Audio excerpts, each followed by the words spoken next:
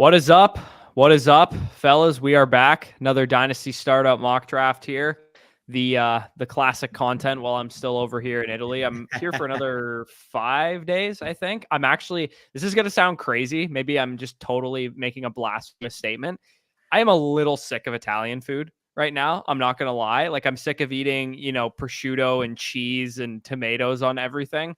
I've had a panini for breakfast like 7 days in a row, and I kind of want to die now at this point in time. But I'm literally ordering McDonald's for dinner. Like, I kind of want I just want some greasy food that like I can. Like, I've eaten so good. Dude, I had a spaghetti carbonara today. It was literally the best pasta I've ever had in my life. And I need to the best what? The best what? Pasta I've ever had in my life. Hey, you can't be talking ill about the motherland and then also say pasta in the same sentence. Let's get that Whatever. Whatever. No, I'm trolling Pasta, whatever. Anyways, it was so good. I had it. We went to like this mountain in Cefalù in Sicily, and we hiked up like an actual mountain. Like, I literally got like 20,000 steps in today. I'm fucking dead. And I'm kind of jealous. Yeah, it was a mish and a half up that mountain, but the food that I had after we got back was unreal. So we are in a startup mock draft. You guys can see the rule settings there. Dynasty Superflex 2.0 tight end premium there, and 6 point per passing touchdown. I'm a little annoyed because we're actually, me and Danny and, Ron and a couple other guys, we're actually doing a Devi startup very soon. But I have the 104 in that draft, and I have the 112 here, so it's nowhere near where I'm actually picking, which is kind of annoying.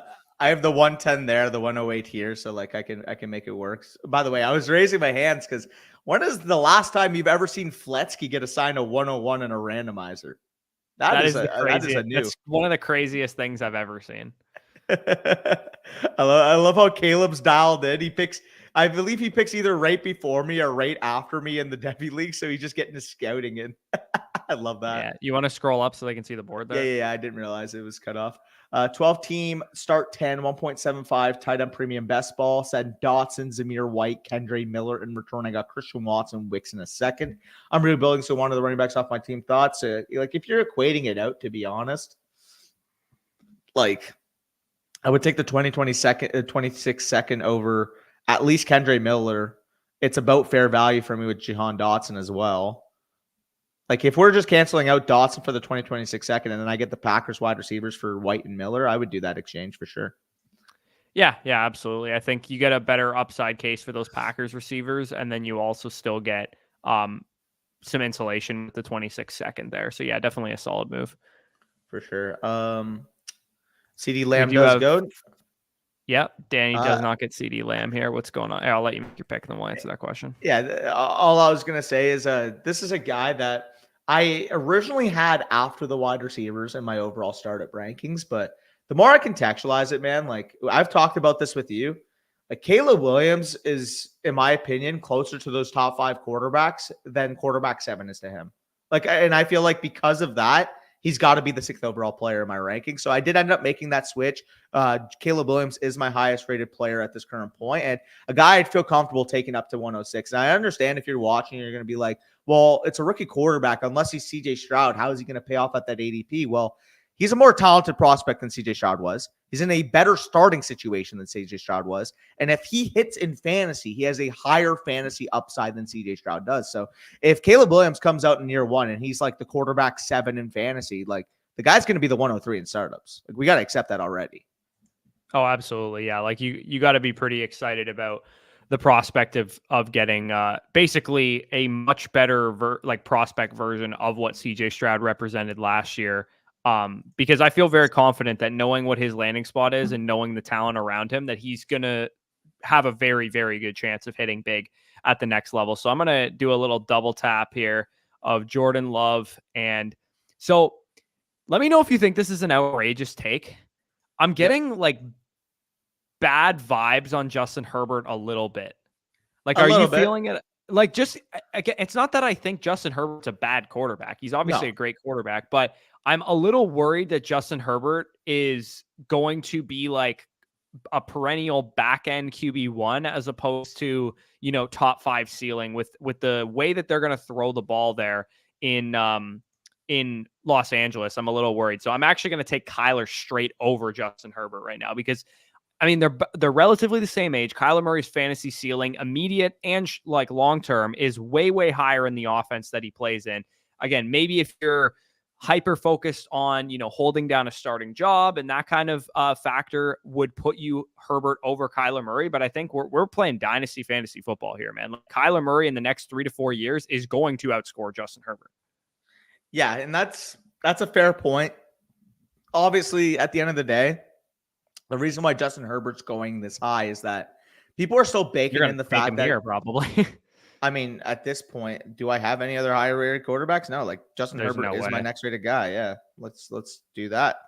I mean, like, yeah, Amon or St. Brown goes off the board too. It's not like I could even talk about a wide receiver here. So yeah, Justin Herbert would be that guy. The reason why he's still going high again, it doesn't really show in this room. He ends up falling to what is that, the 205, I believe, 17th overall player. So I have him. I dropped him a little bit. He's my 12th overall player.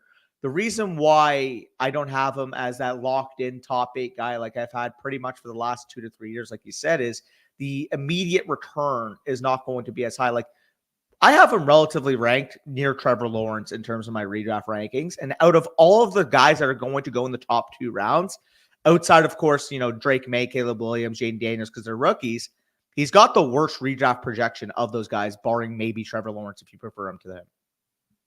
Yeah, I honestly, I would take Trevor Lawrence in redraft, and I wouldn't even think twice about it over Justin Herbert. Like, but that's the point, right? Like, Trevor Lawrence runs more. He has better receiving talent. His offense will probably be top 5 to 10 in pass attempts. Like, and from a dynasty perspective, he's also younger than Justin Herbert. I think people will be hyper-focused on the fact that Justin Herbert is way better than Trevor Lawrence. And way better is honestly relative, because I think Trevor Lawrence, with a great year this year, could get into that stratosphere of quarterback play. It's just you're taking the better quarterback, the better talent, the easier projection from that perspective. But from a fantasy perspective, I prefer Trevor Lawrence. From a value accumulation perspective, I prefer Trevor Lawrence. Like, it's difficult to value Justin Herbert right now, because if you have him on a competitive team, like I have him on a couple competitive teams right now, and if I want to almost transition tier, yeah, if I could swap tier to somebody like Jordan Love, Kyler Murray, Anthony Richardson, Joe Burrow, somebody like that, I would 100% do it. Yeah, no, and that's definitely fair, because the only issue right now and why he's still going in most circles, again, 2-5 here, you're not going to find that value in most areas. Most of the time, he's going to go in the top 12 of your picks. The reason why he's still going that high is that people don't want it to be a 2022 Patrick Mahomes case. All we heard all offseason, including by us, to be honest, was that Patrick Mahomes did not have the weapons. Patrick Mahomes was going to disappoint in fantasy. He was going as the quarterback 4. That was way too high. And then he ends up going out there and throwing 41 touchdowns. Now, am I saying Justin Herbert is on Patrick Mahomes' level? No, but he's one of the handful of quarterbacks that I think can give you a Mahomes level ascension to the pass catchers in his offense. Like, if Lab McConkey went out there and was, I hate to do this comparison, but if he was like nearly like a Amon or St. Brown in year 1, or if, Quentin Johnson bounced back a little bit, I'm not saying he's going to be a wide receiver 1, but if he's a functional starting NFL wide receiver, Josh Palmer, of course, has showed he could be that physical boundary guy to this offense as well. Is it a strong weapons core? Absolutely not. But at least you can tell yourself a way where it does pay off. And Justin Herbert is a good enough quarterback for you to tell yourself that way.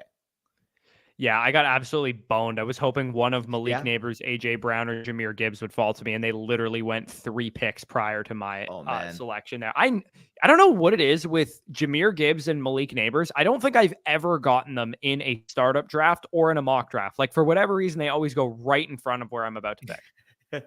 Yeah, for real. By the way, you guys may be forcing a disgusting decision on my hands, but I'm not going to say anything else.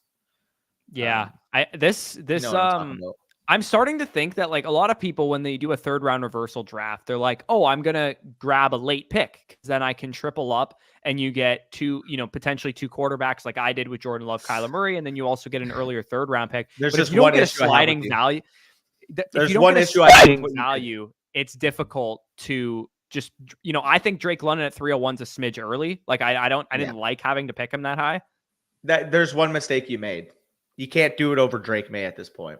I understand that I have 3 quarterbacks, but at the same time, like I said, Caleb Williams is probably going to be the one in this room I would have to sell, given the fact that Herbert fell, given the fact that Drake May fell. But if you're telling me I can transition Caleb Williams into a wide receiver equivalent, I can't pass on 305 Drake May. That's kind of what it comes down to. Like, I understand that starting 3 quarterbacks is not ideal when you're trying to fit a lineup. But when I have 2 of those quarterbacks being extreme values, and the other one, again, is also a value in my opinion. I have Caleb as my 106. I take him at the 108. I can't pass on that. Also, people are talking about the odd noise. I don't know what that was. Did you sneeze or something? Because that like ear blasted me for a second. Oh, did I make a noise? Sorry. My Yeah. apologies. I did not. No, I no, did not. you're good. I just like, it was curious. Did you see me like bounce back a little bit? Oh, no, that must have come Fair. from my mic or something. I didn't hear it, so Oh, it must fair. have been Okay. on my end. Fair. My Okay. Yeah. No, apologies you're for good. that. You're good. YWL says, what do you need on top of Brooks or Benson to trade Brees? I would need, I mean, Matt says a first at least. Yeah. Like, dude, trading Brees Hall, Bijan Robinson, and Jahmyr Gibbs, like, you better be giving me some good shit in return. Like, I wouldn't even set, like, if you offered me a 2025 random first and Jonathan Brooks, I wouldn't even accept that for Brees Hall. For sure. By the way, if you guys are curious, let's just say you're in a room like this, because this is a good practice, right? We are doing a mock draft. We're trying to give you guys some real life scenarios.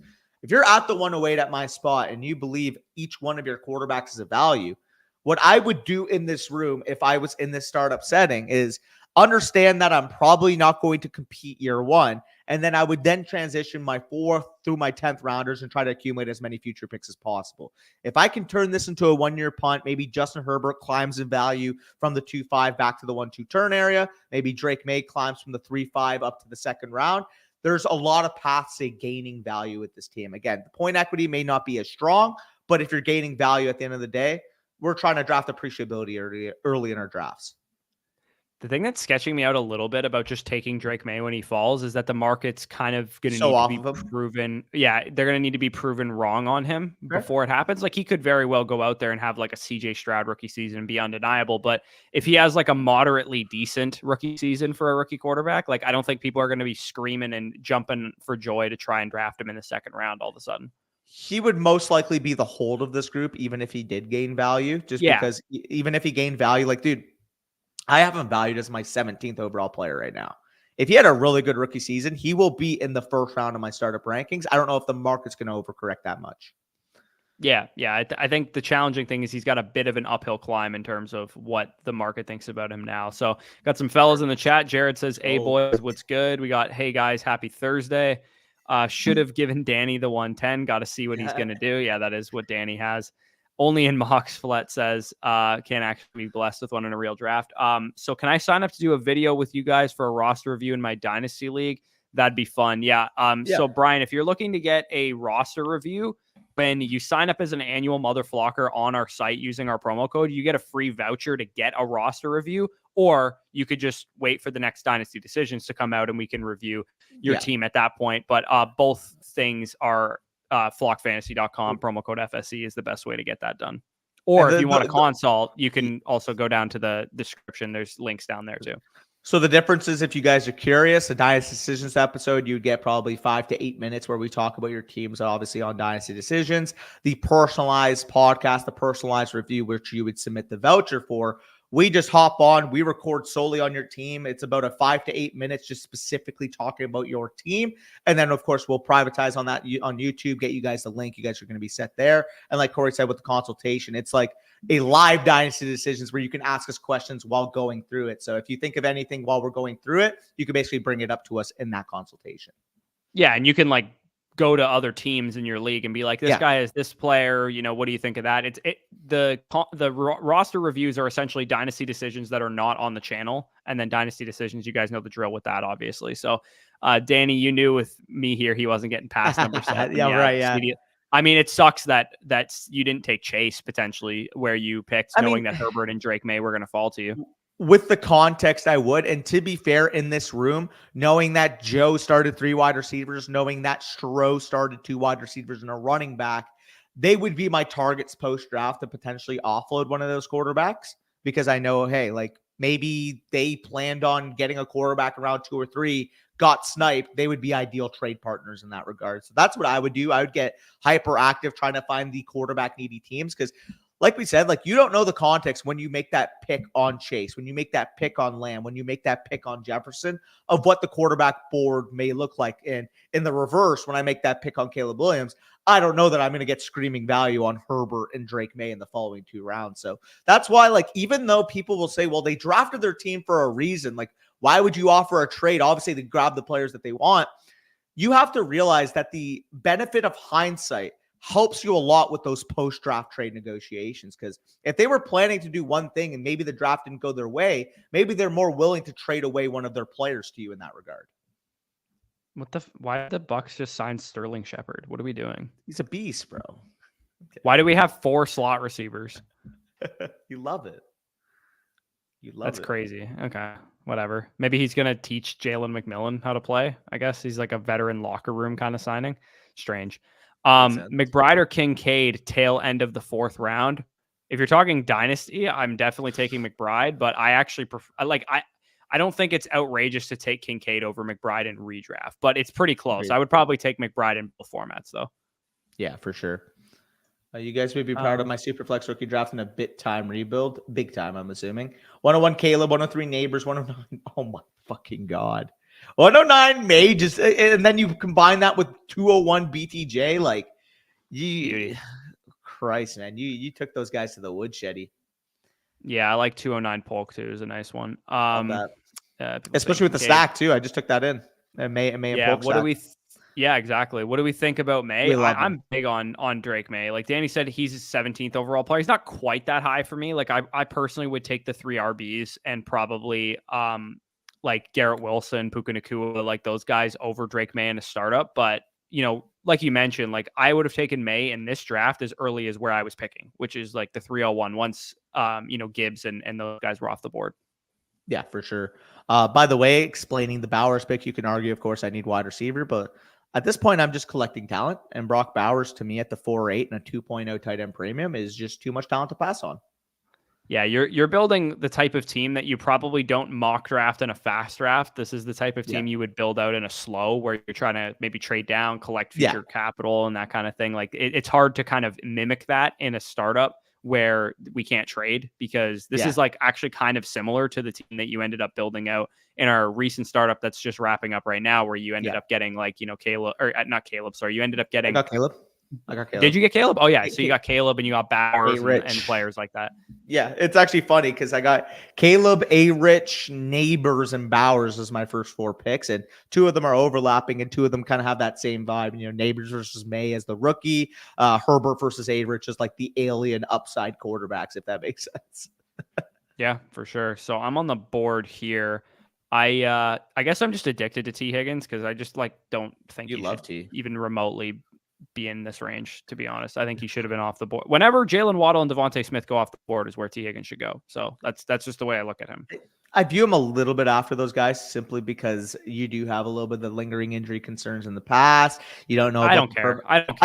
You also don't know about injuries. The other thing too is those 2 guys are extended. You don't know about the permanency of where T. Higgins is going to go next. And I mean, you can make the argument that might work out in his favor, not having to play behind Jamar Chase in the future. But I mean, at the same time, you're just not catching passes from Joe Burrow. I feel like there's a little bit more ambiguity of the T. Higgins situations versus those other 2 guys. So like if we're talking about Waddle and Smith as more so like early to mid 4ths, I'd probably consider T. Higgins in that early 5th rounder, which is about where you got him, to be fair. So the thing I would counter to that argument is, number 1, T. Higgins is actually younger than both of those guys. Second, T. Higgins is in a better situation than those guys, because those guys are all number two receivers, except T. Higgins' offense going to throw 100 more pass attempts than the other ones. And he is the best passer of the group. I don't think he'll get extended. That's the issue.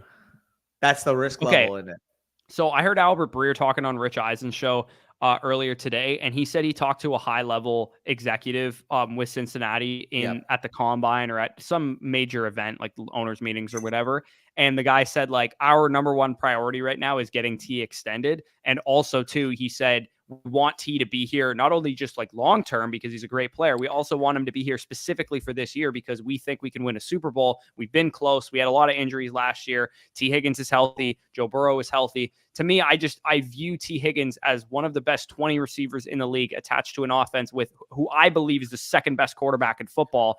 And yeah, Jamar Chase is there and he's going to take away his targets. But man, this is a concentrated offense. There's no Tyler Boyd there anymore. I feel so confident in T. Higgins as like a back end fourth dynasty startup pick when you can start your draft with one or two wide receivers already and then tail on T. Higgins as your wide receiver 2, wide receiver 3, even potentially wide receiver 4 if you go really heavy.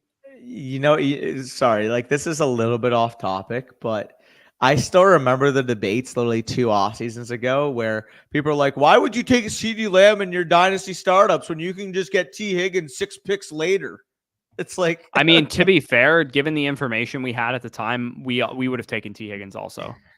I wouldn't have. I was arguing for CeeDee Lamb the whole time because at the same time, like we could look at the trends of these players, but we could also accept that not everything has to be following a linear progression. And the context for CeeDee Lamb was he had the opening to be the target commander he's developed into. Whereas with T. Higgins, he never really had the ability to command more than Jamar Chase, to be honest. After that rookie season, I don't think anybody expected that, right? So, like with me, with CeeDee Lamb, like you know, I've always been the CeeDee Lamb guy, so it's happy that he's developed into the player he has been. But like 2 years ago specifically, it's just so funny how like the narrative completely flipped because CeeDee finally broke out. You know what I mean? Yeah, for sure. I think CeeDee Lamb and Chris Godwin, both players that play for our favorite teams, that followed the very linear third-year breakout kind of progression that wide receivers used to take. Like, normally we didn't see these wide receivers just ripping the NFL a new ass in their first season. Like, normally it took them a couple of years. And in both Chris Godwin and CeeDee Lamb's situations, it took veterans leaving the team, getting more snaps, getting more routes, but we knew they were good players prior to that. And obviously Lamb was a first rounder, so he had a little bit more cachet to hold his value, whereas Godwin kind of needed to develop a little bit more. But yeah, I'm curious if we're going to see, I mean, I guess Drake London's a good example of that right now. Yeah. He's the third-year breakout receiver that we all kind of know is a good player. Olave produced a pretty high-end season last year, so I wouldn't even, like Garrett Wilson and London, I think are two better examples. I mean, what was London versus Olave in terms of stat line? 87, 11, 23. He had 200. He was wide receiver 16 in PPR. Like London was like outside the top 24. Yeah, I mean, to be fair, touchdowns kind of played into that, but he had like 200 less yards, like 15 less catch. Yeah, okay, fair. His peripherals weren't nearly as good last year as they were in his first year. But the other thing too is like if you just take out that week 1 game where he dropped a donut in fantasy, his peripherals line back up as like a 26% target share guy. And I feel pretty confident that between the two quarterbacks they have, that they're going to have. Like London is the guy that I think benefits the most in terms of jump in what he was before, which was like a flex play for his first 2 years. Versus, the market's he'll be like a wide receiver 1. Yeah, literally. Well, the market's expecting it because again, like you're arguing, you said earlier, like, ooh, London 301, that feels a little bit early. And I would agree, given the context of like Drake May's on the board, like I would take a couple of quarterbacks, but he's definitely worth being in that range. And the reason why is that the guy's going as a top 15 overall pick on Underdog right now, as a 23-year-old wide receiver. Like we're talking about a guy that is already being valued at the top of the second round, right after Marvin Harrison Jr., right around the range of Garrett Wilson. But their difference in dynasty startup value is much different because we're talking about Marv as a 1-2 turn pick. We're talking about Garrett Wilson as a cemented mid-second round pick. Whereas with Drake London, people are kind of treating him as this late third rounder when maybe he should just be viewed as that 2-3 turn pick. Like, after Malik Neighbors is off the board, you can make the case that Drake London is the next best wide receiver. Yeah, dude. London's, again, it felt odd clicking him that early, but I do think he was worth that pick when you think about what he could end up becoming there. Nate mentions the Chargers are lacking receiving talent. Yeah, even if Ladd McConkey hits and such, I'm still a little bit worried about the Chargers' room to be able to support Justin Herbert on high-end fantasy production. 12-team half PPR start 9 have an offer for CeeDee Lamb and a 2025 second for Waddle, T. Higgins, Zay Flowers, and a first. That is a lot to give up, in my opinion. It's a start 9, so again, you're getting the best player kind of in the deal, but I think Waddle, T. Higgins, Flowers, and a 1 is a little too much. Like, shave one of those receivers off that deal, and I might consider this a little bit more, but that's a lot to give up. Or at least, at the minimum, shave off the 2025 2 for the 1. At the minimum. Like, if anything, like, to be honest, even if you shaved off the 1, I would think CD plus a 2 is probably fair for those 3 wide receivers. Like Yeah, it's tough because it's like tough. you feel like you're downgrading a good bit. Obviously, CeeDee Lamb, arguably the dynasty wide receiver one, whereas like the best ranked wide receiver there may be like Jalen Waddle at wide receiver 15, 16. So you are having a sizable jump down. And in a start 9, you can argue the point equity upside of CeeDee Lamb is going to be up there. But it just feels like if you were to package all of these players and deal them one by one, Jalen Waddle's giving you at least a 1 and a 2. T. Higgins probably giving you a late 1. Zay Flowers probably giving you a late 1. And then at that point, it's kind of like 4 firsts for CeeDee Lamb in a second. You know what I mean? And like, I love CeeDee Lamb, but that just feels a little rich, especially in a half PPR. Yeah, I just go Omega 0 RB with 5 straight wide receivers to start. This is like the scoring format. You can see the rosters there. 3 wide receivers. No, definitely not. 3 wide receivers and 2 flexes is the starting format there. So that's why I hammered out those wide receivers. I feel like I can get some good value at running back and tight end. You guys know me. I will never draft a tight end early, and ideally I don't want to have to draft a running back early, but I'm much more likely to take RBs early than you are. I just don't like I'm anti tight end. The first spot where I actually do like taking the tight ends is again like sorry breadstick. I love Sam Laporta. There's no way I'm taking him at the 3-3 over like Drake May and other wide receivers in that range. The first range where I actually start looking at tight ends is, to me, Bowers and McBride are very close to Sam Laporta. And if I'm getting the round and a half discrepancy between them, I will never complain about Brock Bowers at the 4-8 because there's a real possibility that not only will he hold value, but he'll be the dynasty tight end 1 if he plays up to the prospect caliber I think he is. He's got an opportunity to be the number 2 weapon in that offense right off the bat. He's already going off. I have him ranked as a top 8 tight end in redraft. He's already going off the board as a top 10 tight end. Like, I'm fine taking him once he falls in that mid to late 4th round area, but earlier than that feels a little bit rich. I do agree. Now, with that being said, I understand all the concerns about this guy, but goddamn, I am not turning down a 7-5 Rashee Rice, man. I just can't. I can't physically do it. I can't. I can. That's crazy. 7-5's not bad. 7-5's not bad. I can still do it though. I would say next. I got him at the 7-10 in our startup. I got him at the 7-10 in our startup. It's a pretty good value there. So, what else do we have here? Herbert is a high floor pick. Yeah, I agree. The high floor aspect comes from a value insulation standpoint, not a high floor fantasy ceiling, because I think that we could be looking at Justin Herbert as the QB 15 in points per game in redraft, and it wouldn't shock me one bit. Yeah, no, I agree. Alex says you guys would be oh yeah, we already mentioned this. Normally, I wouldn't suggest trading CD, but that trade does sound pretty worth it. Yeah, so if you're the one selling Lamb, then I would 100% be willing to dismantle CD for that package. I came at it from the perspective that you're buying Lamb for that, but if you're selling Lamb, I would sell him for that. Have my 10-team 1 quarterback PPR startup in August. My pick is 107. Would you guys take Bijan, Puka, or Garrett in a start 3 wide receiver, 2 running back, 1 flex? I'm okay taking Bijan in that league format. I know you'd probably take Puka or Garrett Wilson. I'm okay taking in a 1 quarterback 10 team. I'm okay taking Bijan there, but I don't really think you can go wrong. To me, it would be between Bijan and Wilson. I personally wouldn't take Puka over Wilson, but I actually would have it as Garrett, Puka, and Bijan for me in that order. Yeah, so I guess consensus wise, we would say take Garrett Wilson because I would have it Bijan, Garrett, and Puka. If you guys, obviously we pre-recorded some of those best ball rankings videos. You guys probably would have already seen the running back and wide receivers if you guys have been paying attention to the channel over this last week. Running back came out on Monday and wide receivers came out yesterday. But I mean, if you heard me in the wide receiver video, this stat. So I ended up rechecking the stat, by the way, Corey. He wasn't the most targeted wide receiver in his first 2 years, but he had the 3rd most targets of all time, Garrett Wilson, in his first 2 seasons. The one of them that was over him was Marvin Harrison Sr., which do you know how many targets Marvin Harrison Sr. commanded in his first 2 seasons in the NFL? This is gonna fucking mind boggle you. 290. Higher. Oh, Garrett Wilson was that 315. Oh wow. Okay, that's crazy then. 325. 362 targets in his first 2 seasons in the league. Bro, when I saw that, I was like, holy Christ, maybe it's a mental number for 2002 or 1997 to 1999 or whatever his rookie seasons were, his first 2 years. That's crazy. That makes me want to bump up Junior in the rankings a little bit more, knowing those genetics are there.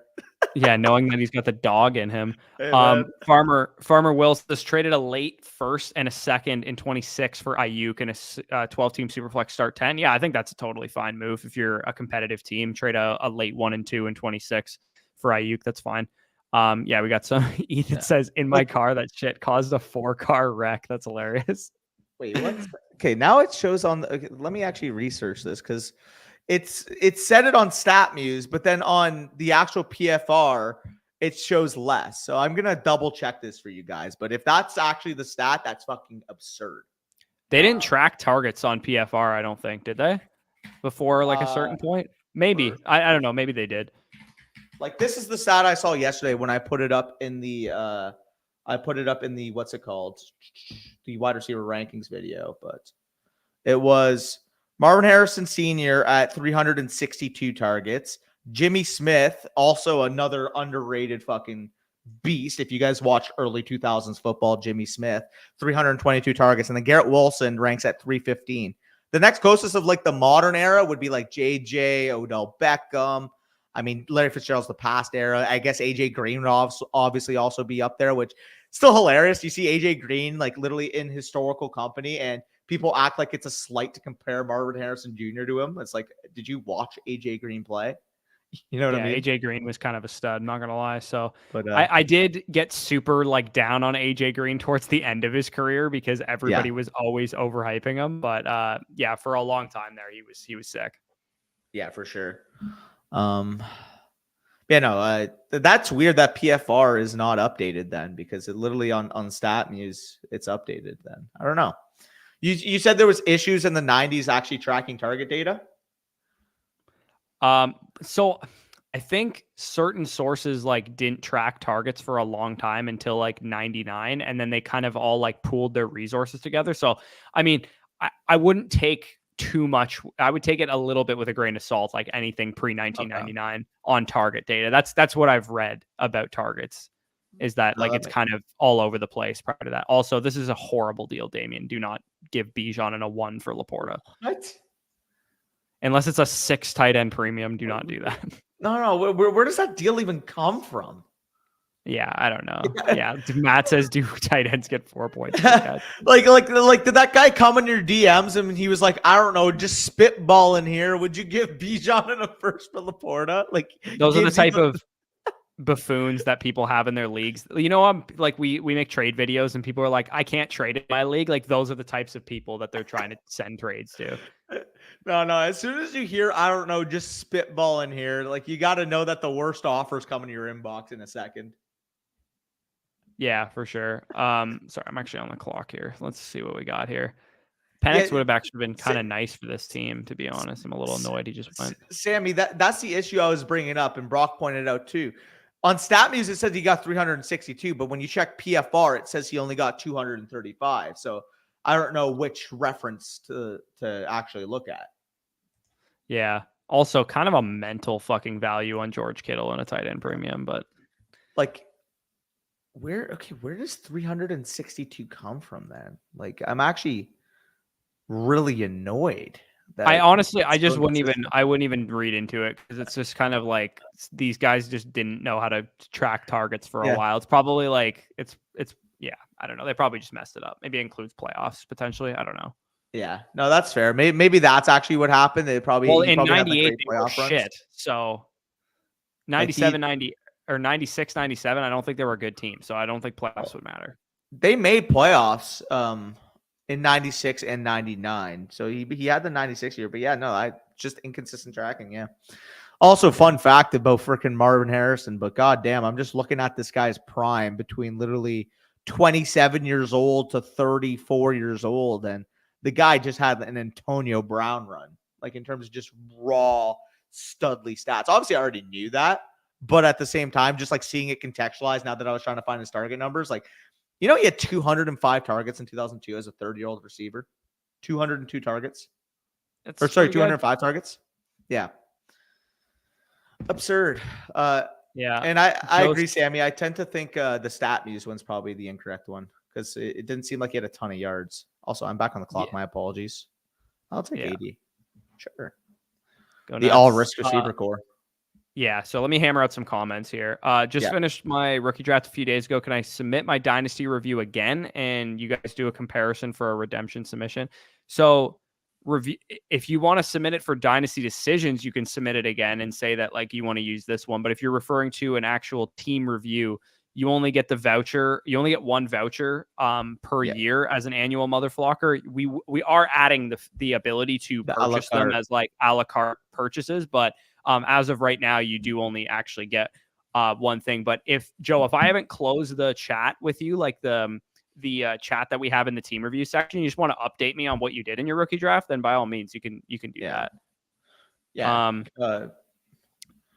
Next dynasty decisions. I mean, maybe we could probably record one before I leave if you wanted to, Danny. But I would say at the latest, it'll probably be like Thursday or Friday of next week. But we could probably rip one while I'm here still, to be honest.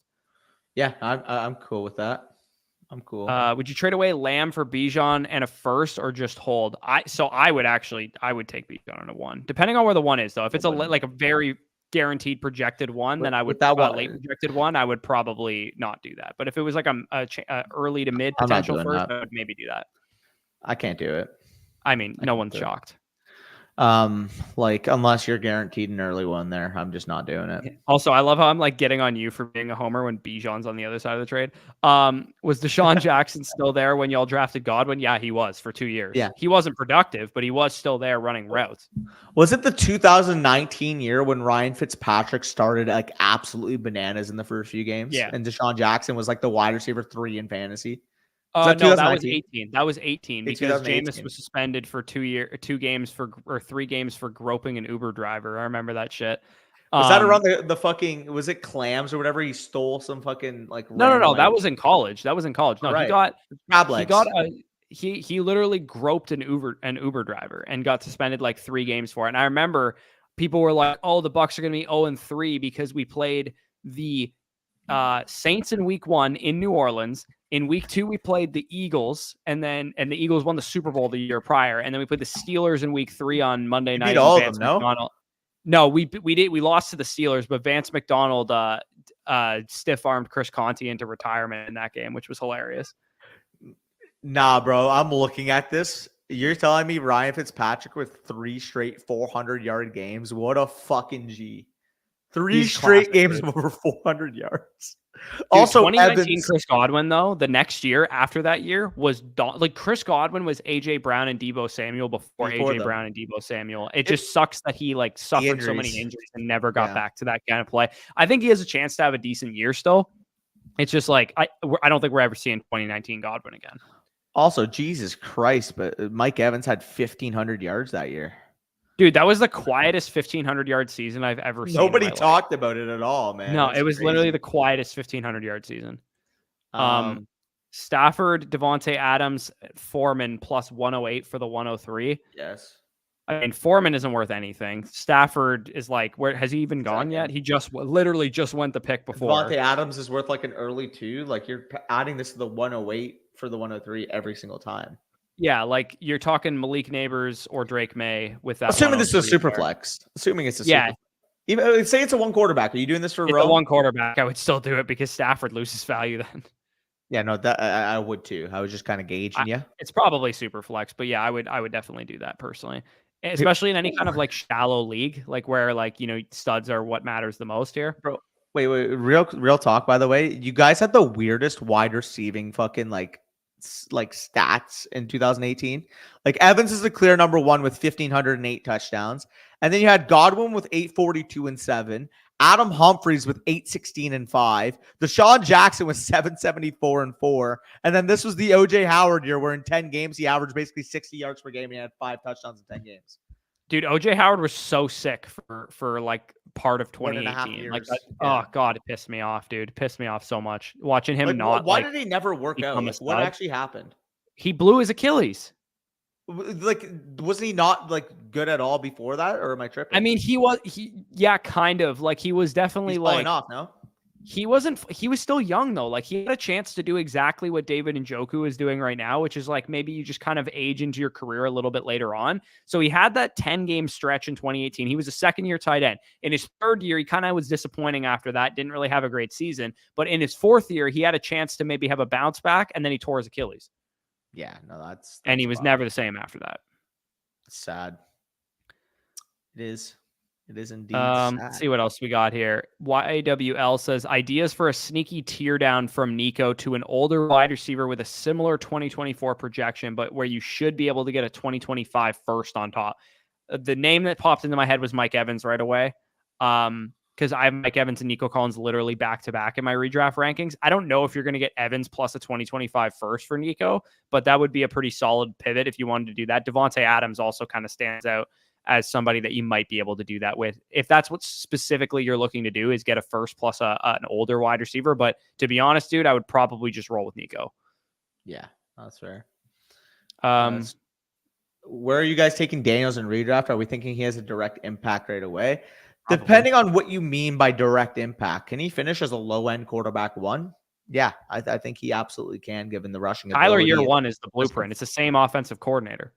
Yeah, and I mean, I think Kyler year one probably has a little bit more passing upside than what I would have assumed from Jaden Daniels. Let me just. I mean, it's hard to say that about a guy who literally threw 40 touchdowns in the SEC this past year, but that's fair. But like, we both had issues with him as a passer. We did. I still think that, you know, there's a chance that Jaden Daniels threw 20 touchdowns. That's possible. Yeah, Kyler threw 20 touchdowns. Like, yeah, I think Jaden Daniels has back end QB1 written all over him. To be honest, I don't think people are going to take him with the upside that he maybe has like top 5, top 3 upside.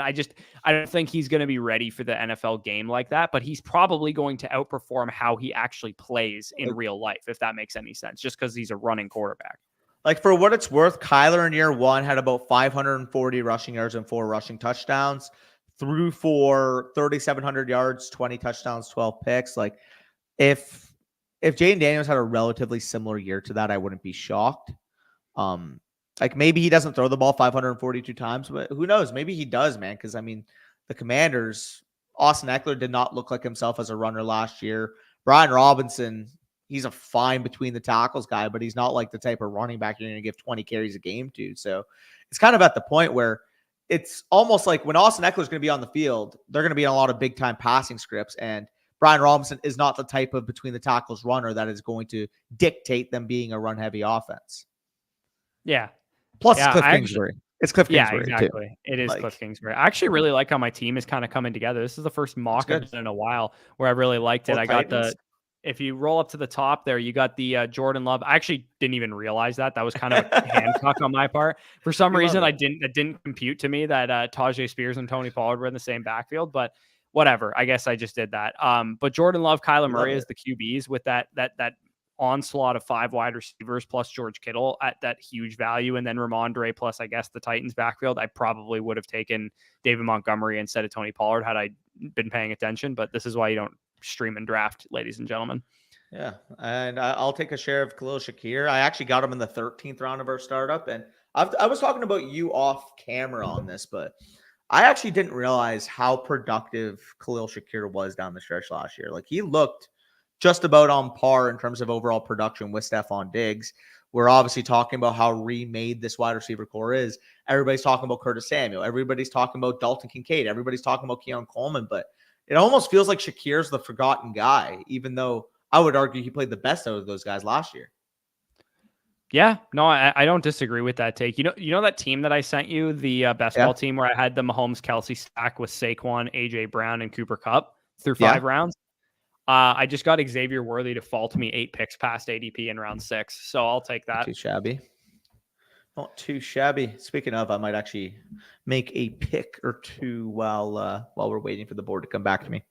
Yeah, I'll hammer out some comments in the meantime here. Got a crazy offer for Brooks the other day. 1st, 2nd, and 3rd in 2026, and Eckler for my Brooks. I'm the commish and decided to decline. I mean, it's a pretty good return for a guy who hasn't played an NFL snap coming off of an ACL tear, to be honest. 1st, 2nd, 3rd for Jonathan Brooks. I mean, if you're in a non-rebuild, like a non-contending window, I probably would have accepted that deal, to be honest. By the way, I actually have a situation for you here, right, Bush? So for reference, Rashid Rice's current ADP is 85 overall. I'm on the clock right now in this one slow draft. I have Patrick Mahomes, Isaiah Pacheco, Amon St. Brown, Brandon Ayuk, and DJ Moore. The reason why I'm bringing that up is I'm currently facing the pick of Xavier Worthy versus Roma Dunze. My plan is my second stack's going to be the Bears. The way I'm thinking of playing this is by taking Rome here and then hoping Rashid Rice falls back to me. Or would you just take the Xavier Worthy knowing that you already have Mahomes? So call me crazy, but I am going to have an enormous amount of Odunze, Caleb Williams single stacks. Same. Because I actually think that Odunze succeeds in spite of DJ Moore and Keenan Allen. I think it's actually not like if you're going to stack DJ Moore and Keenan Allen together and then get Caleb Williams, I think that's smart. But if you're taking Odunze in that stack, to be honest, I think that DJ Moore and Keenan Allen are probably not good picks where they're going. Probably. Now, I do go with Rome Odunze there, but the bet in this scenario would be Keenan Allen, older wide receiver, maybe first 4 or 5 games is productive and then gets hurt, right? So the reason why I did that, again, the tiebreaker, of course, obviously Xavier Worthy would be a good pick given that I have Mahomes, but because I can potentially get Rashid Rice, again, my next pick here is 79 overall and his ADP is 85. So if I end up getting both, I'm going to be more happy than if I just take Worthy and then, oh shit, I passed on Odunze and now Rashid Rice fell back to me, you know? Yeah, I think it's challenging to click the button on Worthy over Odunze. As much as I love Worthy, Agreed. like I just thought Odunze was just a much cleaner prospect. So it's tough Same. to click the button on Worthy over Odunze. Like, again, when you squint and you think about it, it's like, yeah, Worthy probably should be going ahead from a redraft standpoint because he has a clear wide receiver core. It's Patrick Mahomes. It's not a rookie quarterback. But at the same time, I'm like, man, Odunze is just that dude, man. He could just elevate that offense big time. By the way, I got some risk at wide receiver here, but if I can land the plane on wide receiver on this team. So I got CJ Stroud, Breece Hall, Isaiah Pacheco, CJ Stroud with the double stack of Nico Collins and Stephon Diggs. Stephon Diggs, I got to slide to me a little bit. Nice. I got JSN there as my wide receiver 3, which again, I'm going to have to build through the numbers, and I have it anchored with Kyle Pitts at tight end. So I feel pretty good there. JSN wide receiver 3. Like I have one team right now. I sent you a picture of it. It was just the high testosterone team where I got auto picked twice because Europe time is all wonky. Do you remember that high testosterone team that I sent you? That was like Bijan, Saquon, Josh Jacobs, Travis Etienne, because I got auto picked based on my rankings. So I literally started a draft with 4 straight running backs, totally not intentionally. And Rome Odunze is my wide receiver 1 right now. So not in a great spot. I'm definitely going to stop at 4 running backs for sure. And I'm building out probably 9 wide receivers. So for sure. Oh, I'm on the clock. My apologies, guys. I actually just got put on the clock, so I'm actually not that worried. Never mind. It's like I probably just take a running back here, right? Like, yeah. Also, kinda Kelsey, Dobbins, and a second for Njoku, Ladd, and a 25 second. I'll take the Njoku, Ladd, and a 20-25 second pretty easily here, David, because I'm the J.K. Dobbins truther, but realistically, like Dobbins plus the 26 second equals the 25 second. And then Kelsey for Njoku and Ladd. Like I would prefer Ladd pretty much over the entire package by himself. For sure. Gavin Dude, said, what's up?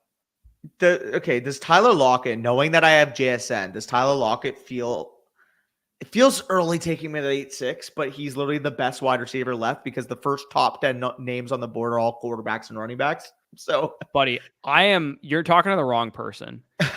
You're going to see these streamers with their capitulation left, right, and center. And as soon as a wide receiver avalanche happens, they're taking the next best available receiver. I don't care. I honestly don't care. Like I'll be bad at wide receiver and I'll have to find late round gems. It's kind of like when your whole draft room, you know how we talk about it every year in the 0RB videos and the Hero RB videos. They're just taking from the frame of reference that your league mates are all stupid and they're probably all going to take dumb running backs who are volume projections in round 3 and 4 after drafting 2 straight running backs to start their draft. Well, it's the inverse side of the coin. It still applies to value running backs if the rest of the league isn't. Yeah, no, that's fair. To take, Cortland Sutton as your wide receiver 3 instead of Alvin Kamara, who's on the board. Like, it doesn't make any sense to me. It's like the object of this game is to score more fantasy points than your opponent. If you have to draft 9 or 10 wide receivers because you got, locked out and you only have 2 or 3 good ones, I'm just going to do that and hope I hit on the next Tank Dell, the next Puka Nacua, the next, Jaden Reed, whoever. Yeah. Just take a bunch of rookies, grab Xavier Legette, grab Jalen Polk, grab Troy Franklin. Like, to me, I will figure it out later and win in numbers. Like, I think you're convincing me to take Ramondre here. Also, can you minimize the board a little bit so they can see the rest of it? I was on the wrong tab. My apologies. apologies, And I'm actually guys. on the clock. I'm selling. No, you're good. You're good. Like, the guy with DK, keep in mind I have JSN. The guy with DK, he already has 2 tight ends and a quarterback. I don't know if he can. He probably just takes Lockett, doesn't he? Because I have pick 103 and Lockett's ADP is 98.7. And there's 11 or 12 picks between my next one. Okay. Does he make it back? It's classic. I'm going to go through some comments here if you want to just think instead of speaking out loud while we're doing this. Okay. Gavin says, was offered the 110 and 310 for 107 in a 1 quarterback startup. Okay. So you were offered the 110 and the 310 in a startup. Yeah, I would 100% take the 110 and the 310 in a startup for sure. Yeah, what? Wait. He got a 110 and a 310 for the 107 in a startup. Yeah, that's crazy, dude. You're talking about like 110, you're probably getting like Malik Neighbors versus Garrett Wilson, I guess. Yeah. Kind of thing. What is chaotic here? Spicy, probably the noise that my microphone randomly made, I guess, is the chaos part of this live stream. Would you trade Would you trade Swift for Christian Kirk straight up? I would prefer Christian Kirk straight as like a redraft or a dynasty projection. But if you needed running backs, I'm fine with holding Swift. Yeah, no, I feel you on that. I do. 12 teams, start 11, give Amon-Ra, get London, and a mid to late 1. He also has an early to mid 1 that I could counter with. Yeah, I would want London in the early to mid 1 for Amon-Ra. I think a London plus a mid to late 1 a little low for me. I think I would need slightly more. Like, you would keep Amon-Ra? Yeah, especially knowing that your receiver is Lamb, Amon-Ra, Ayuk. Like, you're not really motivated to move a stud off of your team. It sounds like your team is very good already. Well, this goes back again. To be fair, you have Bijan higher ranked than me, but this goes back to the Bijan plus the first rounder thing, where if that was an early 15 spots higher than London, though. So what's your point? No, I know, but I'm saying like that's how I view it. Like that's how I have it valued. I have Bijan more so as a late 2 IOCD Lamb only as my 107 overall. Where that if it's an early first round pick and you need it, I'm cool with making either of those moves. But in a mid to late first setting, like especially in a weak class, like if that was a 2024 mid to late first and you have the chance of getting the 107 to the 108, I'm fine with that. You know what I mean? Versus next year is kind of a little bit more ambiguous. Yeah, for sure. Brock says, any plans on doing a video going over the teams in the new listener league? Would be interested to hear your takes. Yeah, we could probably do that when I get back. Yeah. Potentially, we could do that. Yeah. What is Hollywood's value in Dynasty right now?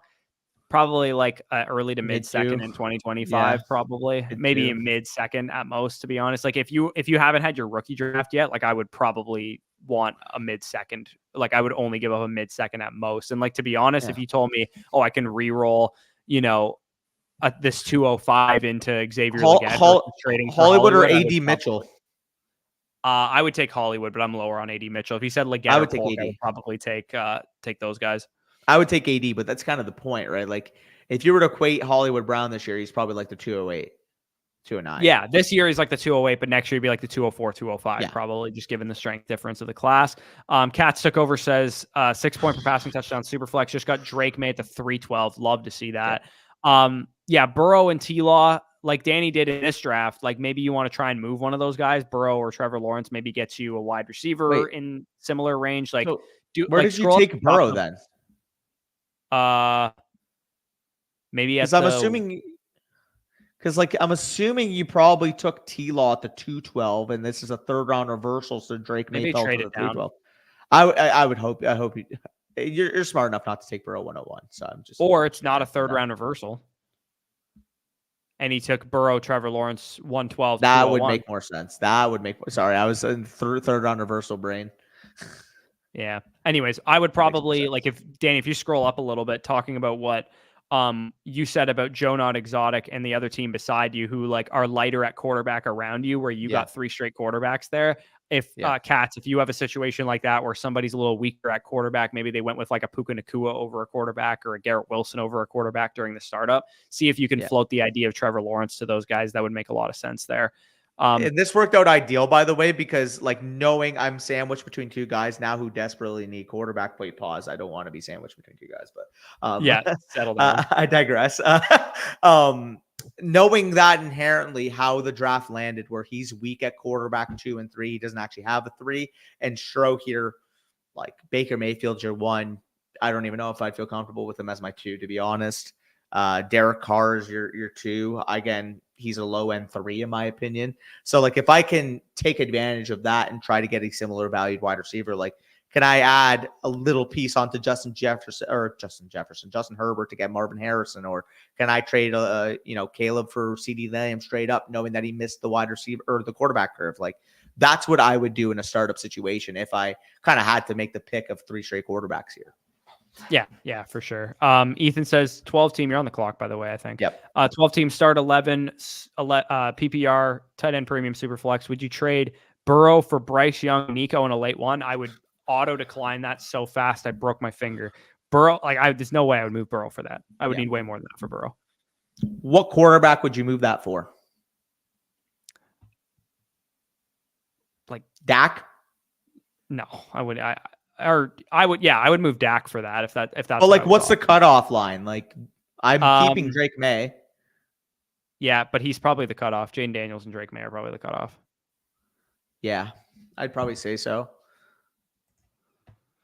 All right, final pick, Mr. Irrelevant here. Let's see what I want to do. I don't actually have a third quarterback, so maybe actually no, these guys all suck. So never mind. I could go with another tight end, maybe. Ugh, kind of disgusting. Yeah. Bored right now. The tight ends, bro. Come on. I do love the tight ends, but my boy Tucker Kraft is off the board, so I don't know what to do. Quentin Johnston's apparently going to break out. I could go with him. No, I'll take Jalen McMillan here. Just close it out. Okay, that's what's up. I was just gonna never mind. I'll bring it up after. It's actually not relevant. Yeah, so we are done the startup draft here. You guys can see the teams on the screen. I actually kind of like what I did. Obviously, I don't have a third quarterback, but that's what trading and stuff is for. I got 3. I probably should have taken a third quarterback, maybe over like a Tajay Spears, but I kind of got sniped on all those QBs before. Like I took Tajay Spears at 10-12, and like Geno and Rodgers and Fields and all those guys went.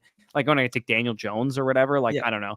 I could have taken maybe Derek Carr over Tony Pollard, probably would have made some sense, but Derek Carr is just so mid. I think if you're going to roll with 2 stud quarterbacks like I did, Jordan Love and Kyler Murray, if I needed a third quarterback, I would just have to trade for that when that opportunity presents itself, and I would probably go after like a Baker or something like that. It was kind of a weird spot for you as well on the turn there, because it's like you already got 2 quarterbacks early, so you don't want to reach on your quarterback 3. But after you take Addison at the 7-1, you notice all the viable quarterback 3s that you would take in the mid rounds all go off the board there, especially with Watson, Levis, Nix, etc. there. And then you're like, okay, well, I'm just going to take Kittle, Stevenson, and hope one of the quarterback 3s falls.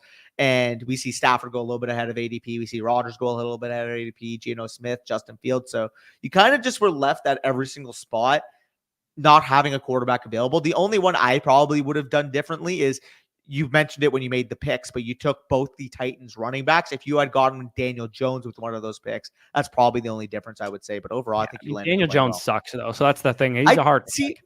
He's hard to pick, but once we contextualize that he was a top 10 quarterback, led the team to the second round 2 years ago. He was a what? He was a top 10 quarterback in fantasy. Absolutely.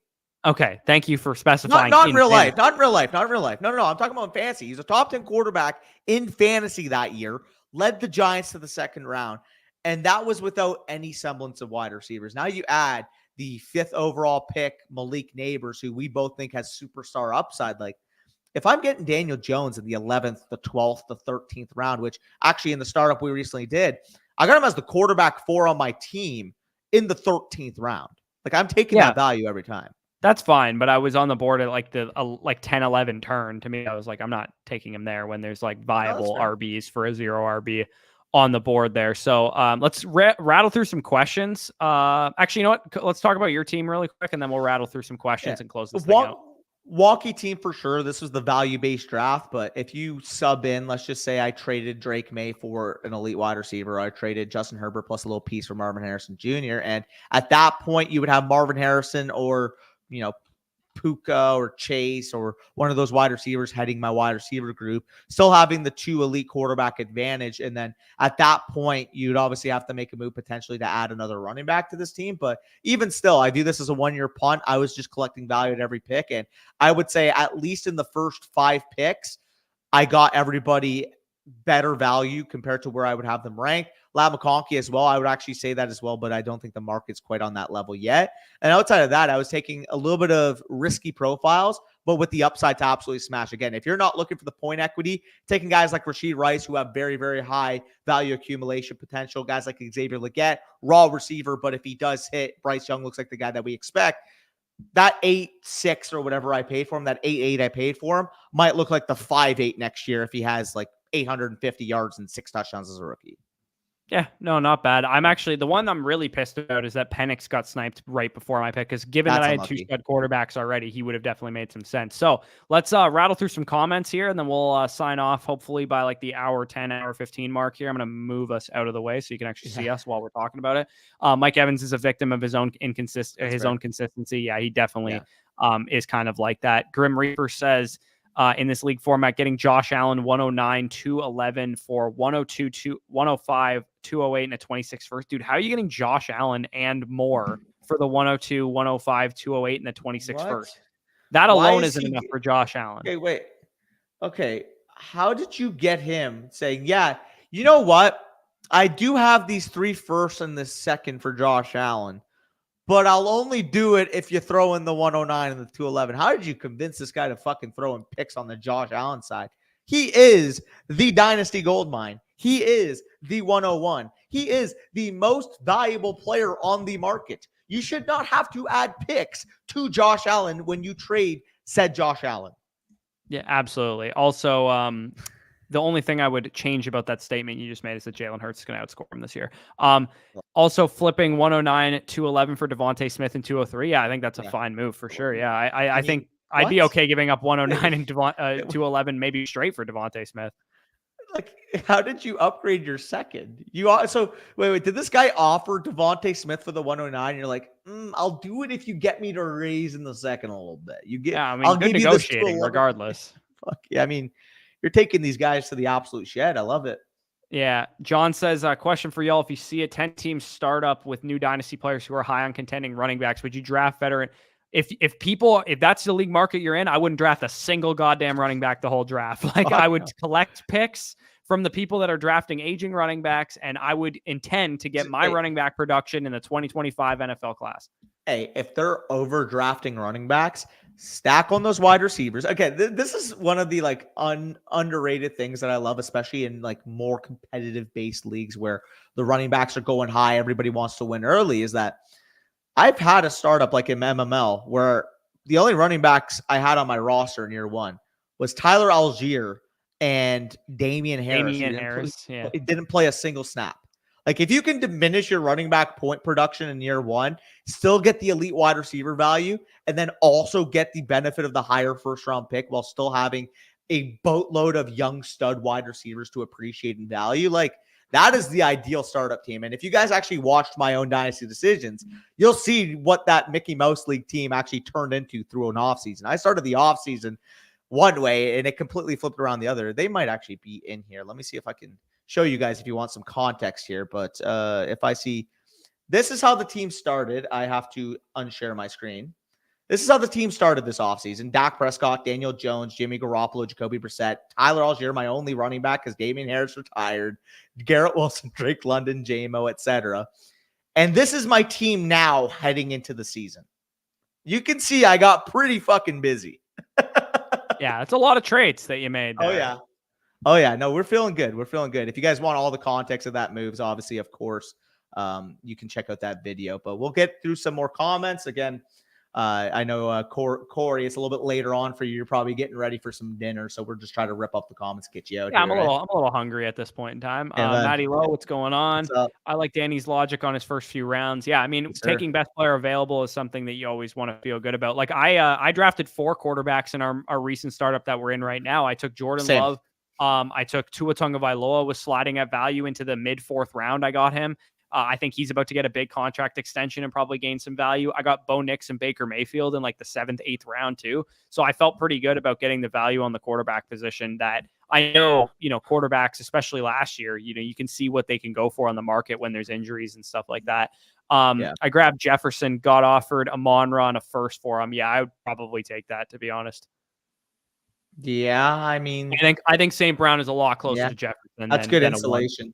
That's good insulation because I would much rather have, again, we talked about it with the CeeDee Lamb. I value Jefferson, of course, aligned with CeeDee Lamb. There's a difference for me between getting Amon-Ra versus getting Bijan. But to be fair, with your rankings, you have Bijan a lot closer to Amon-Ra, right? Yeah, I mean, it's hard to offload Justin Jefferson. Don't get me wrong, but from you can make the case that Amon-Ra outscores him. I have Amon-Ra higher. I was going to say, you could literally make the case. They go back to back. Amon-Ra's on a great offense. Like, the only real thing you're losing there is maybe some value insulation and the worst downside. He's a better player. Like, Jefferson's just a better receiver. Like, that's what he's the best receiver in the league. If you're okay with losing that, and maybe you're not, like, I wouldn't blame you if you're like, I'm not trading Justin Jefferson. Like, I could be trading a Hall of Fame wide receiver in his prime. Like, don't, if you think that's the case. And I could definitely make the argument you shouldn't, if that's it. You don't want to trade a Hall of Fame wide receiver in his prime. You want to fucking ride his entire career. I will say though, if you're a contending team this year, which I'm assuming you're doing, if you're trading for Amon-Ra in the first in this instance, again, that sounds weird to say, but the reason why you're trading Jefferson here is because you're banking on that 2025 first liquidity to offset the difference in liquidity on the market between Jefferson and between Amon-Ra. If you're banking that first, which you can then buy running back production or another wide receiver of production in season, then you're talking about your accompanying parts, your overall production bundles of Jefferson, who I literally have Amon-Ra and him back to back versus Amon-Ra and a free running back. Yeah, no, literally. The 2025 first is the reason you make this deal. If you don't view it a big difference, you can pocket some insulation value there. AJ says, low-key, I think Aaron Jones and James Conner are crazy good values in Dynasty and Redraft. Redraft, I don't think Aaron Jones is because he's kind of going in like the 5th, 6th round. James Conner and Redraft's pretty interesting, though. Yeah, James Conner is interesting, but I also kind of really believe I just prefer their backups at their cost right now. Because I can get Ty Chandler in the double-digit rounds, and I can get Trey Benson in like the 8th, 9th round, and I believe more in their backups at cost. If James Conner slides, if Aaron Jones slides a little bit, I think they're fine. In Dynasty, I agree with you. I think they're good values in Dynasty, but in redraft leagues, I'm actually a little bit off of them at this point in time. Any idea when Sleeper will add pictures for the rookies? I think it usually happens around this time, like right before training camp-ish areas, usually when it happens. Yeah, no, that's about when it happens. I think they got to get them into like the Madden game, and then that's when they add the pictures, which is usually around training camp. You ready for all the rookies to jump up like 3 picks in ADP just by getting pictures? It's so true. Like, Marvin Harrison goes at like the 12-13 area. As soon as he gets his picture, he's going to be the 9th or 10th overall pick in startups. Oh, absolutely. I traded Swift 25 first, 26 first, and a third for Brees. 2 1s in Swift. Yeah, I think that's fine. Honestly, for Brees, I think that's a fine price to pay. Forgot to mention my Hall of Rookie picks earlier. I also got a Doomsday at the 105 after he was already picked. Traded Waddle for him to complete the stack with Caleb at 101. Yeah, I'm totally fine making that move. I am the Njoku lad side, so I'm glad to hear that. Okay, yeah, we already answered his question. Mm-hmm. I traded around Burrow 105, T-Law 105. Nice. Okay. Let me add one thing, though. Burrow 105 feels rich for me. Yeah, it means you passed on Lamar, Hurts, or Stroud for sure. Yeah. And I love Burrow. I'm like the Burrow guy. I think the earliest I could press the button on him, though, is probably 106, 107. Yeah. I'm a little higher on him than you. Yeah. I would personally take Caleb over him, but 106 is the earliest I would take Burrow.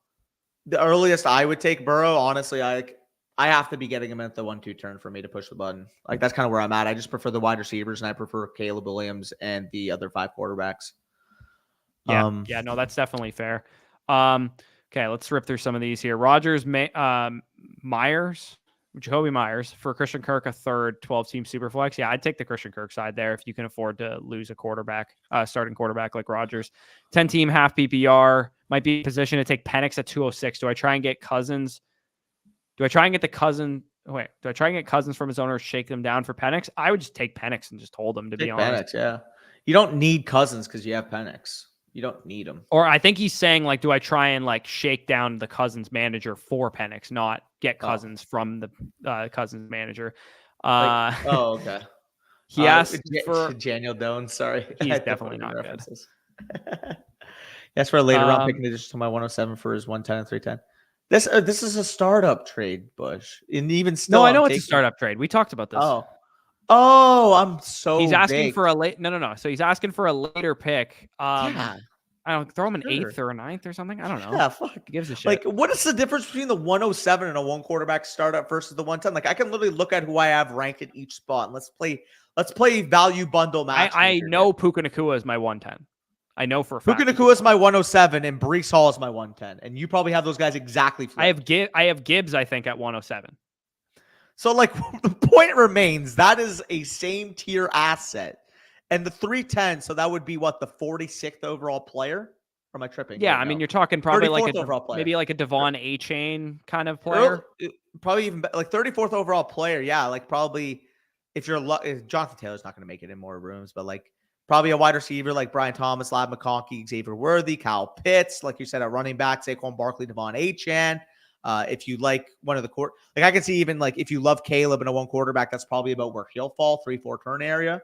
Like, you think he'd go that early? Well, I mean, I have him ranked 40 overall. One quarterback startup, I think that's a smidge early for him. I think like some leagues. Where do you have the second-tier quarterbacks?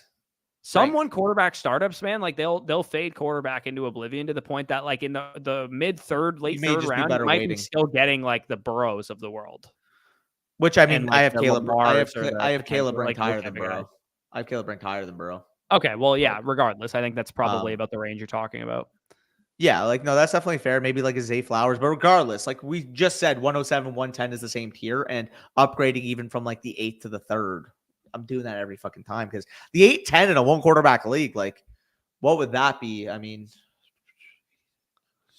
you're talking like 94th overall player. Yeah, I mean, you're talking David Montgomery, like Ramondre Stevenson, maybe.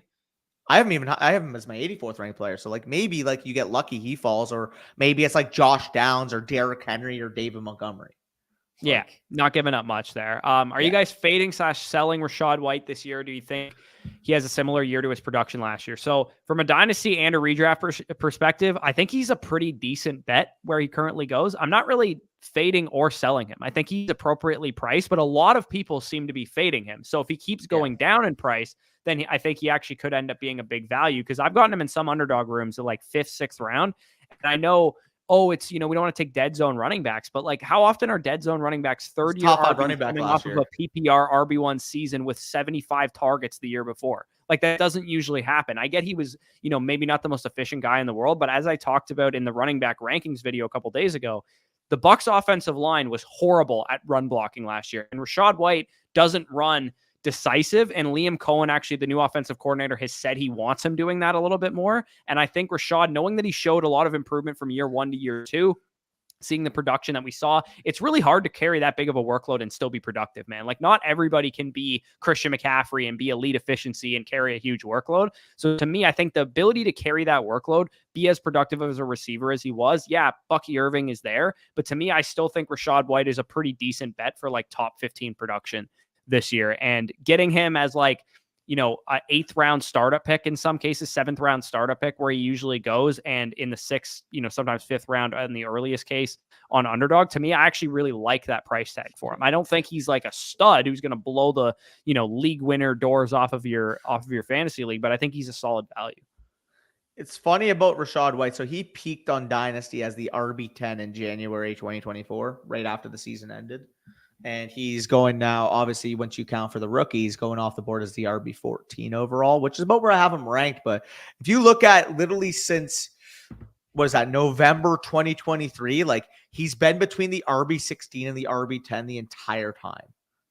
And like Yeah. typically we'll see a guy like get more buzz as they're going after that breakout year, which is kind of what hasn't happened with Rashad White, simply because, like you said, there's one stat and one stat only that people are focusing on, and it's that yards per carry total.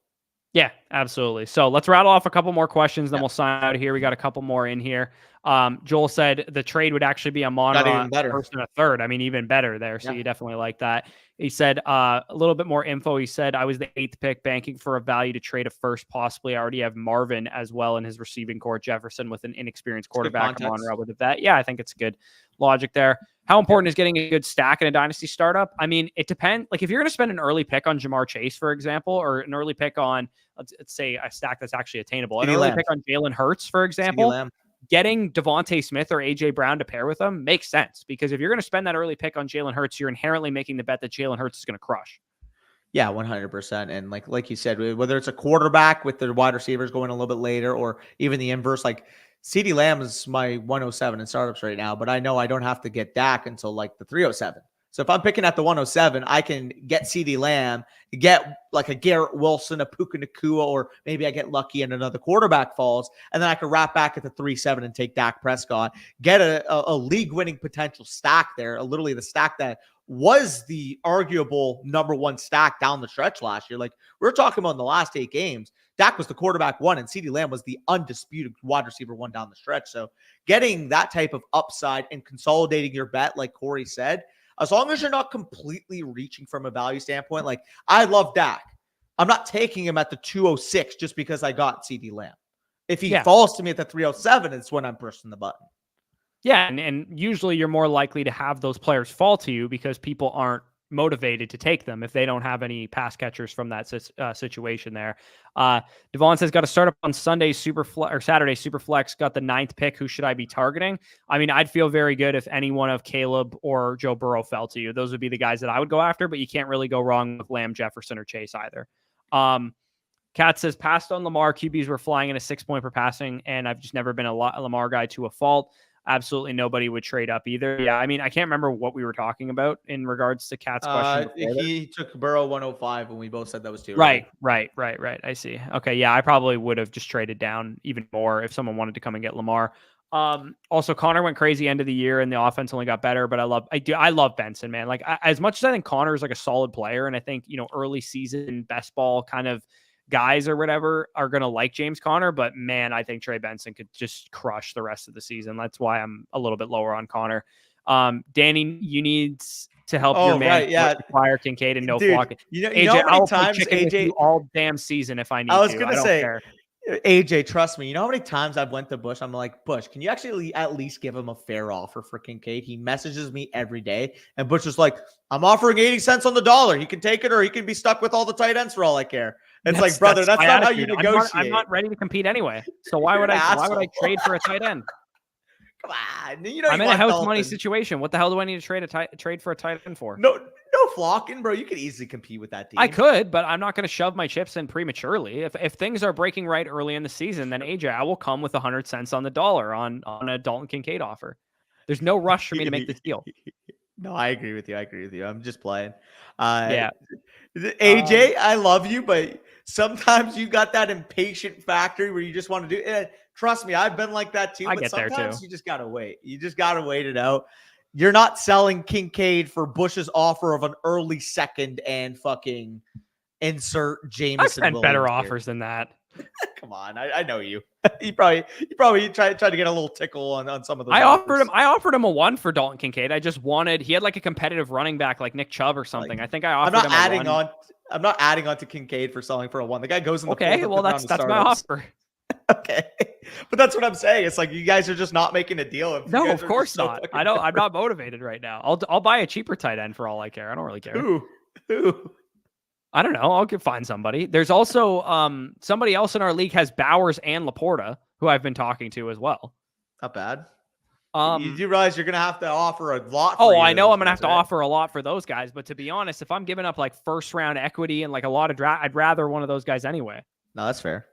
Should I be trying to sell Herbo right now? If you can transition tier for tier from Herbert to Murray or Herbert to Love, well, I guess you have Love already, but Herbert to, like you might be able to pocket like a lot on top of Trevor Lawrence for Justin Herbert.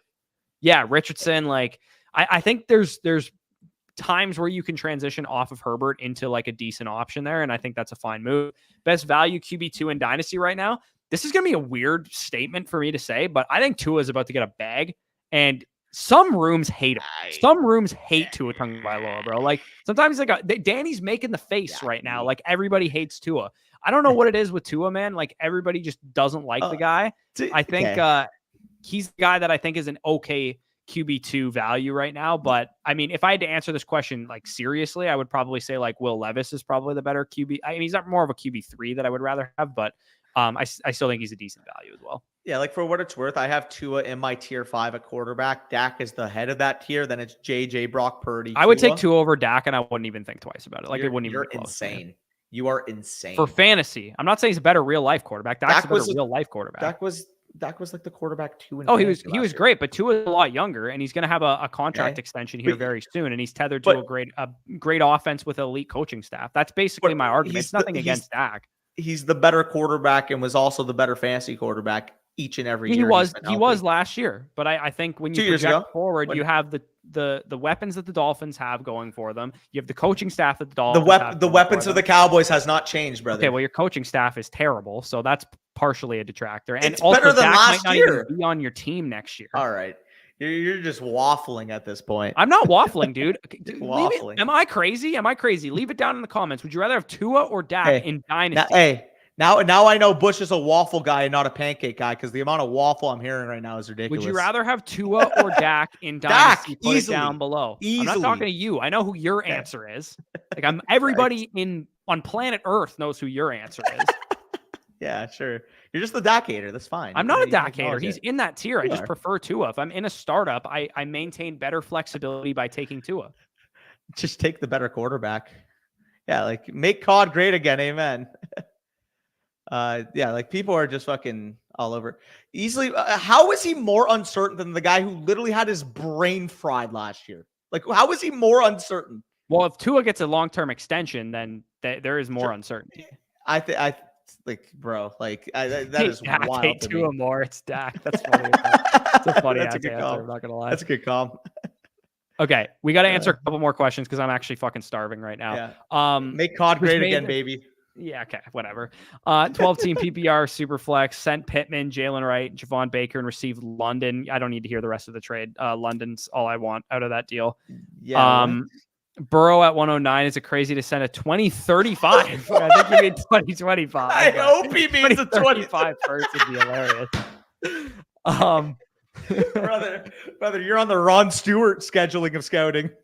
Also, if you're suggesting, Grim Reaper, that it would cost you just a 2025 first to get the 112 period to get Chase, then absolutely do it. Maybe you're saying at 2-0, whatever you'd be picking in the second round, you'd have to pay up on top to get Chase. I don't know. Would you do that? If you got Burrow 109 and at your 203, I guess you would need to be at, would you pay a first? I personally wouldn't. I think that's too much. Trade for him after the draft. Brother. Like, if you want to trade for Chase, trade for it after the draft. Or just like, why can't you do pick swaps? Like, why can't you just say, hey, I'll give you my 203 with your 212 or 112, and I'll upgrade you 2 other spots in the draft. Like, I would much rather play that route than actually give up added equity on top of the 203 pick. All right, Danny, I'll let you answer these last couple questions because my camera died a while ago and I'm literally starving. So, you can buy Andrews from him. He said. Here. Appreciate you guys for joining us, and as always, check out the site. If you have Dynasty questions, feel free to do it. We got a super here. He said, "I'm just out here, dude. When you have a second kid, you have some extra time while they're napping." Yeah, true.